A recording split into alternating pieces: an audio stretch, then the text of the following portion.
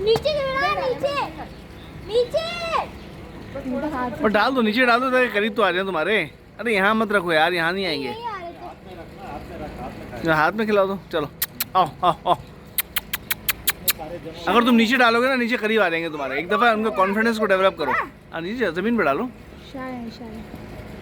इतना करीब नहीं डालना चाहिए था, थोड़ा दूर डालना चाहिए था।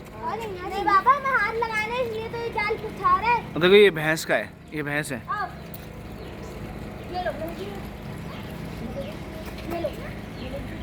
ये कटने वाले यार, ये कटने वाले। नहीं नहीं नहीं नहीं यार वो डर रहे हैं अभी भाई, चूजे का बच्चा ना मर जाए। चूजे भी है असवार भाई। नहीं नहीं नहीं नहीं नहीं, सीधा हर कोई भाग रहा है। चूजे भी है असवार भाई, चूजे भी है। यही चूजे है ना? नहीं, उसके भी चूजे हैं ना, क्या नाम है, मुर्गी के बच्चे भी हैं यार।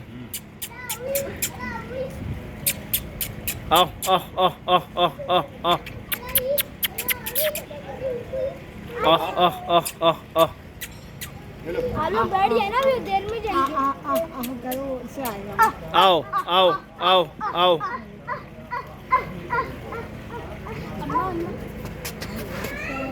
ये तो झाड़ो, ये भागते हैं ना।